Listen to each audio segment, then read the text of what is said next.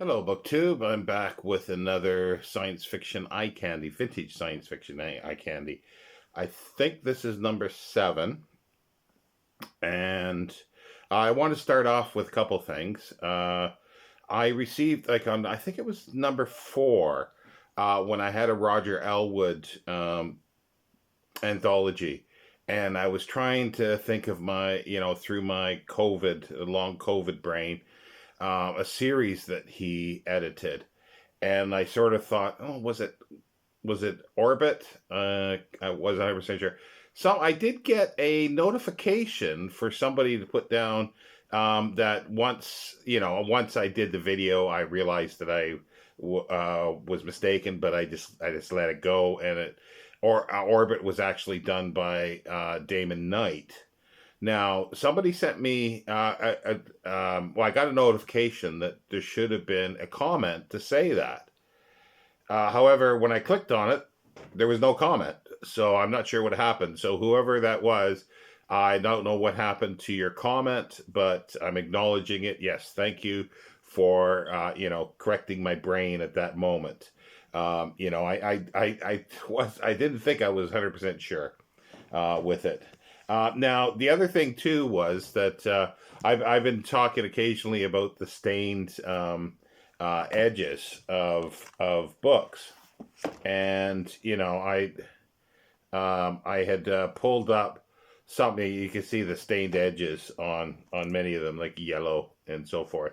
Now, Dave Brzezinski made a message saying, and it wasn't until actually I read it and I go, yeah, that is correct. I never even thought of it. Like he said, it was basically American publications and not British ones. So the ones that I thought might have had it were just the coloring of the pages, or the darkening and yellowing. Like there's one in here. We'll get to, you see, that's darkened, and yeah, so that I found kind of interesting, because I didn't actually, it didn't twig that I had not really seen British publications that were that. But then once I thought of it, I go, yeah, that's true. So thanks, Dave, for clarifying that. So yeah. Well, let's go through. I got 10 more here. These aren't the best representations, but as I say, this whole process is for me to bag these books, and I'm going through decades. So I'm going through the 50s, a couple 40s, 50s, and 60s, up to, the 69. And these, like, some of them are going to be better than others, representations of cover art. Like this 10 maybe not be the best, but here's one here that's a Groff Conklin anthology. He was a prolific anthologist.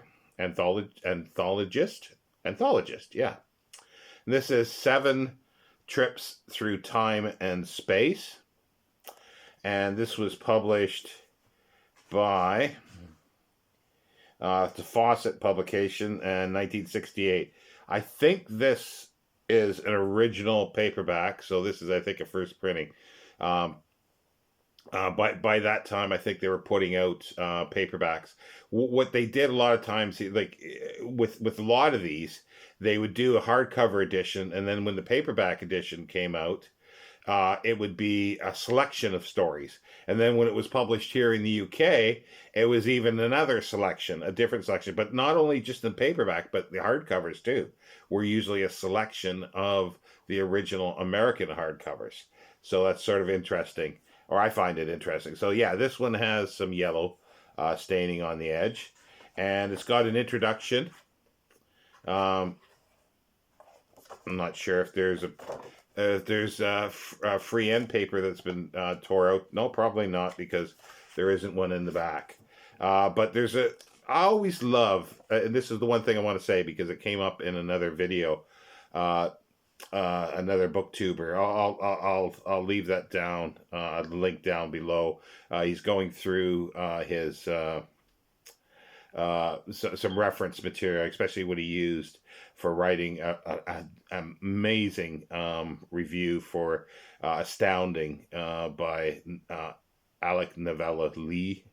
I think that's correct, which has many, many errors in. But anyway, and he mentions, and I really like the fact that he mentions the introductions and things like that are in books. And here's one by Groff Conklin. It's just a page and a bit, but they can be very insightful, and sometimes they can be more interesting than the stories that are selected in the anthology. But let's just move on from that. And so here are the contents of Seven Trips Through Space and Time, or Through Time and Space, is Flatlander by Larry Niven, The Crime and the Glory of Commander Sudzel by Cordwainer Smith, Overproof by Jonathan Blake Mackenzie, Poor Planet, J.T. McIntosh, Shamar's War by Chris Neville, The Tactful Saboteur by Frank Capra, Ministry of Disturbance by H. Beam Piper. Now, it's an interesting cover. I have no idea who the artist is, and I couldn't find anything. So we don't know what that one, but it's a Fawcett, and it's an original one. So that's sort of nice. I do like his anthologies. Now we've got a number here by A.E. Van Vogt. I can't, there's a pile here with a lot of cover artists I don't know, but I actually like this. But it is a fix-up novel, I believe, from a number of stories that he reused in other novels. Yeah, that's. I'm not going to go into too many details of A. Van Vogt. That's for a future date, to deal with that. And I do want to at some point. I've been saying this for a couple of years, but I still need to collect a few more of his material. So this is The House That Stood Still. And again, this is somebody's taken a marker. And as I said before, there is a special hell. There's a special place in hell for these people who do this or write pen prices or write on covers. There is a special place in hell for these people. But yeah, the artwork, I don't know who that's by, but this has gone by different titles. That's the one thing with A. Van Vogt's books. They will have different titles in different times. I think this has been called The Mating Cure, The Undercover Aliens, all sorts of things. But again, it's got some yellow staining on it. And this is a paperback library edition. It says first printing 1965 of the paperback library edition, and this is the second printing 1968. And originally it says copyright 1950 and 1960. So there's two novellas that he's put together as a fix-up. I do like this one, though. I do like this cover. Let me see. Now here's a British edition here of A. Van Vogt's The Weapon Shops of Isher. It is a wraparound cover, so artwork. So that's quite nice. This is one of his more famous ones. It's very, very slim. It's a very good book. This is a New English Library edition, and this is October 1969, so I think this is first New English Library edition. And the artist is Bruce Pennington, who a lot of people will know. He's very distinctive, but he did the Dune covers here in the UK, or one version of the Dune, the Dune series covers. Don't know if he did all 6, but I know he did the first trilogy. I'm sure of that. They're very interesting. They're actually quite nice, and he's an interesting artist. Don't know anything about him per se, but I do like his artwork. So there is the Weapon Shops of Isher.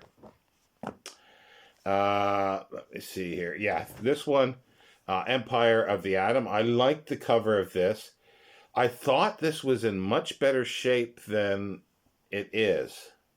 I don't know. I don't know if I have another copy of this because I definitely want to get one in better condition than this.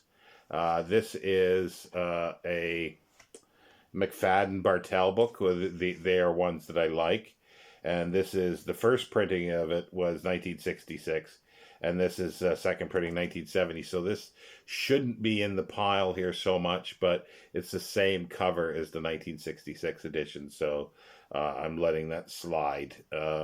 Because normally I'll put, I think I got one other 1971 in the in one of the videos as well. But this here too, I believe, is a fix-up novel. But I definitely want to get a better condition of this one because I like the Martel, the MB, the McFadden books, or the McFadden Bartel. And this artist is Jack Ferragasso, if I'm pronouncing that correctly. And yeah, so that's a nice one. Another A. Van Vogt, Rogue Ship. Again, I think it's a fix-up.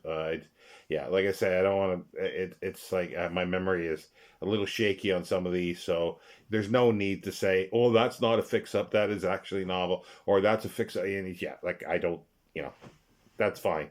I will be going through A. Van Vogt's entire writing at some point in the future. At least I plan to, because he is one of the writers I really like. He drives me insane, but I do like him. So anyway, Rogue Ship. Let's get back to the books here. Rogue Ship, and Staining Edge. Um, let's see here, 1965. It's a Barclay Medallion edition. Originally published, I should say, 65. This is September 1966. The Barclay Medallion edition. And I don't know who the cover artist is. It is kind of nice, but I don't know who it is. This one's a little rough too, but that's okay.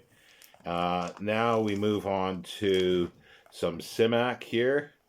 Oh, is this a... Did I put this in the wrong place? No, that's right. This is The Werewolf Principle. A very strange cover, but it actually works for the story. And this was one that we read, I think in November. I'm pretty sure it was November as part of my Clifford Simak read-through. And this is a British edition. It's Pan Books. And this is... Oh, no. See, this is 1971. Sorry. I'm getting a few things mixed up here, but fine. I'm not going to redo this. It originally was published in 1967. This is 1971 British edition. So, yeah. So I do apologize, but it is reminiscent of 60s. That's my cop out for that. Now, have I done the same with this one? Time and again. That's coming up in April. This is coming up in April, if anybody wants to do this.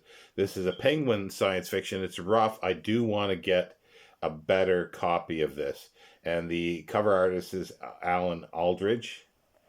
I hope this is not... no, it's 1960. It is 1967 by Penguin Books. And I do want to get a better edition of this. Or, I mean, a better conditioned copy of this, because I do like it. Okay, now we got Gordon R. Dixon's Naked to the Stars. This one's in nice condition. I have a few of Gordon R. Dixon because I want to read his stuff. This is 1961, saying printed in Canada. It's a Lancer book. So yeah, it's a Canadian edition of it. In 1961. And the cover artist, I don't know. Let's see here. Oh, this is a nice series. It's number 4 in the Professor Jameson series, or as it says, Professor Jameson Space Adventures, by Neil R. Jones. I have, I think, one more. I want to reread these, so I've been trying to collect them, but I only have 2 of them. And I'd like to get them all in the ace, but this is a larger ace. Well, I think the others are smaller. There might be one more large. Anyway, this is cover artist, which is pretty cool. It's Gray Morrow. We've seen him before. Again, stained sort of orange on the edge. Does have a few illustrations in, and I'm not sure if that is him as well. And this is 1967. This was the only book publication as far as I'm aware of this, and this one's in nice condition, so I'm very pleased to have that. And then now we've got a British edition, Panther, of Earth is Room Enough. Yeah, Panther did nice covers at one time, but as they got into the late 60s and 70s, from my experience of seeing them, they're not always the best, and like just this sort of bad blurry photograph one.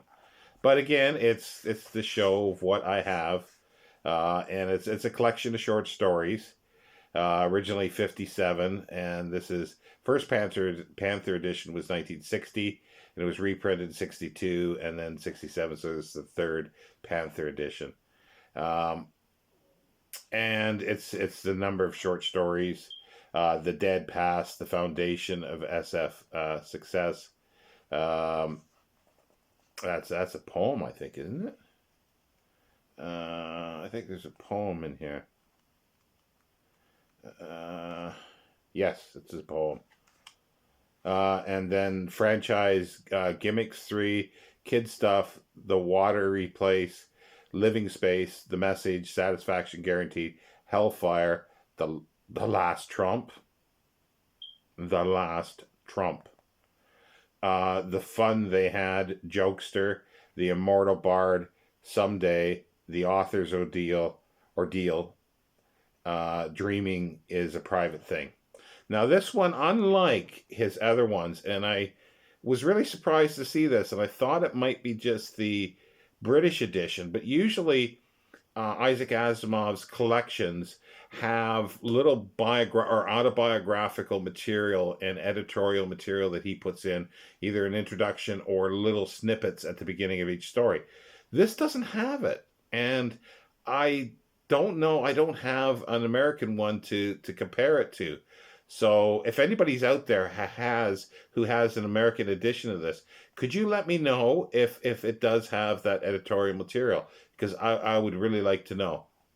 But anyway, yeah, this is, I don't know who did that, and I don't care. But as I say, this is just more or less a record of my 1960s love and a few 1970s. So I apologize for that. Anyway, that's the end of this video, and I'll be back. I'm going to record a bunch now and set them up for the next week or so. Thank you, BookTube.